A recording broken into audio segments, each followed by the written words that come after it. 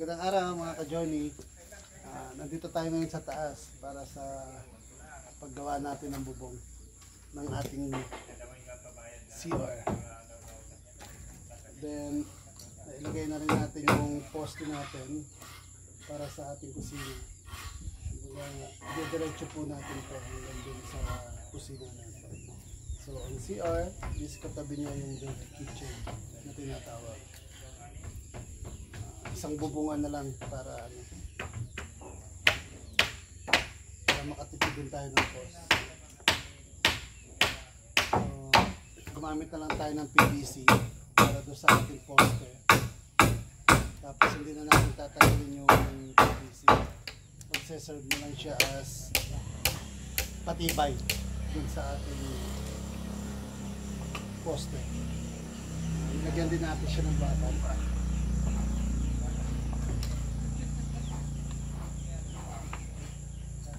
Ngayon, bubong tayo. Bubong muna tayo sa ngayon.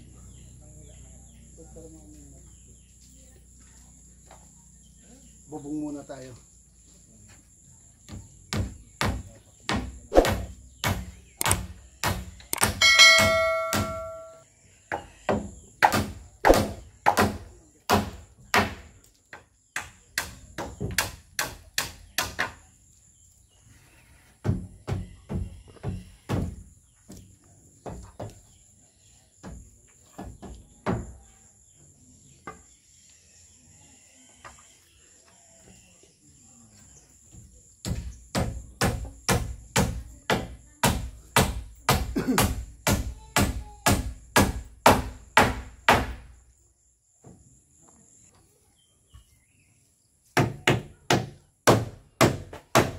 Kasama natin ngayon si Bert sa taas.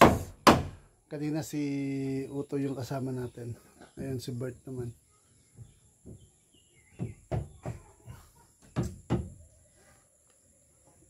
Ando si Uto, kinukuha yung mga dos natin na gagamitin.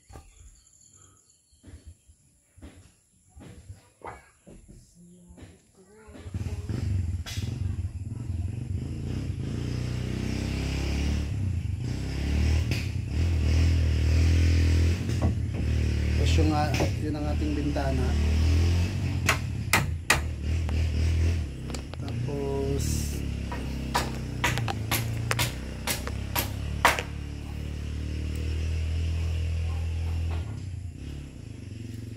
dito naman yung ating binto. Andito lang tayo sa top view ng ating CR. So nandito tayo ngayon. So yan yung view ng farm on the top level.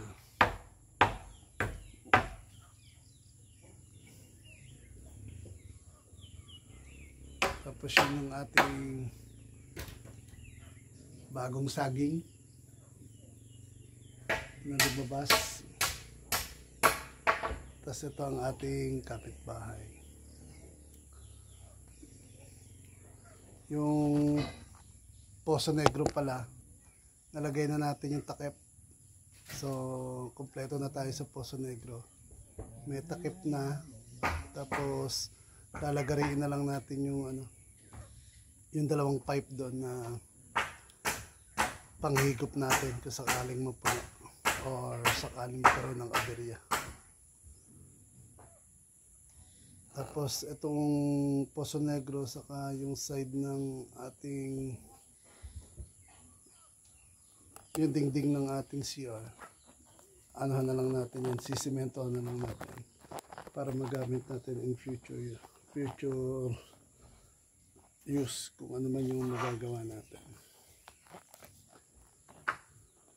Kasi yung top view, yan din yung top view ng ating bahay. So may mga solar na rin tayo na nakalagay para sa ating lightnings. I-video ko rin yung yung papaano yung pag-install namin ng solar, kasi medyo maraming solar yung gagamitin para sa ilaw natin. Pati din dito sa CR maglalagay rin tayo ng solar lights. Dahil sa ngayon wala pa tayong kuryente. On petition pa lang yung nangyari doon sa ating kuryente na sana magkaroon ng liwanag.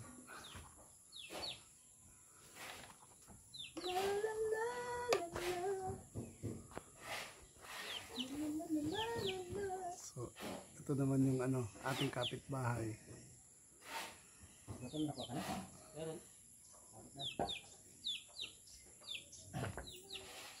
Ano pa yung kukunin mo dyan? Sa?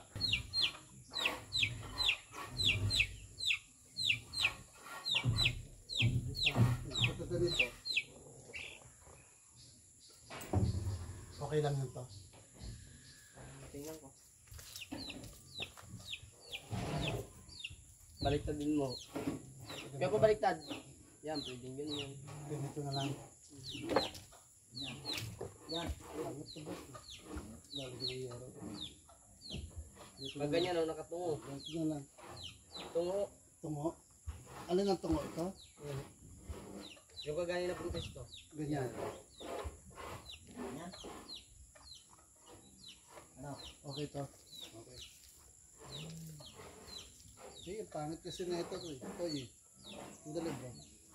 Eh kung pag ganito. Yan. Tungo.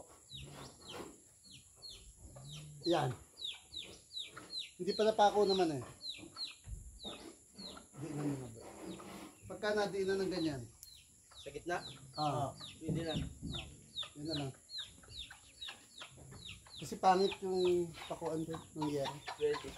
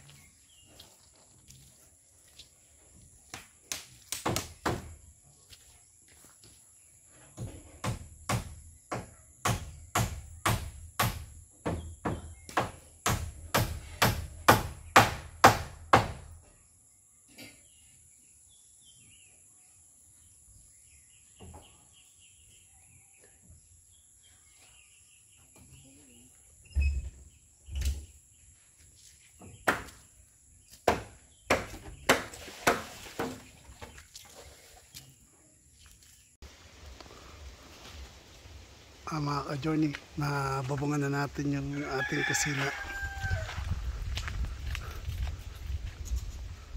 Pati na rin yung ating CR.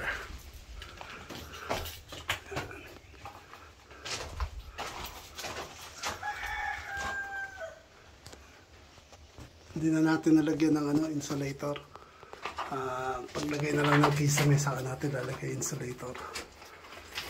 Kasi na out of stock yung hardware ng insulator. So hindi na naman natin maantay yung insulator kaya kinabit na muna natin. So after na lang, pagka nakapag-kisame tayo rito sa CR, saka natin lalagyan ng ng insulator. Pati yung ating kusina. Yan na rin po yung kusina. Nalagyan na rin ng insulator, ay nalagyan na rin ng buo. Next step na lang is papatagin natin to para maging even siya. Kasi as of the moment uneven yung flooring. Kaya papatagin muna natin siya, tapos magbibuild na tayo ng ating kalan at lababo. Yung kalan natin DIY din, kaya paantay na lang, baka magustuhan ninyo yung gagawin natin, pwede nyo rin yung gayahin.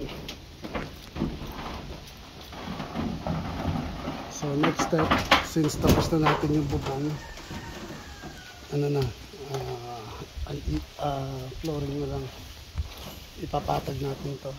Then yung alulod din natin, nailagay na rin po natin.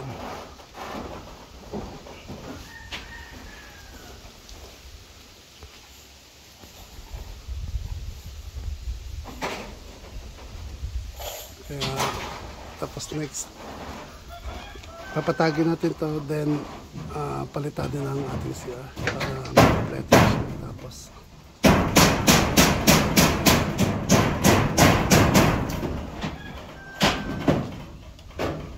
hanggang dito na lang itong video ko about sa CR. Then pasunod na lang yung yung palitada para sa next video. Para sa mga hindi pa subscribe, itong video na to, palike na lang. Then kung may comment naman po kayo, huwag po kayo mag-hesitate na mag-comment. Maraming salamat sa pag-nanonood. Have a nice day.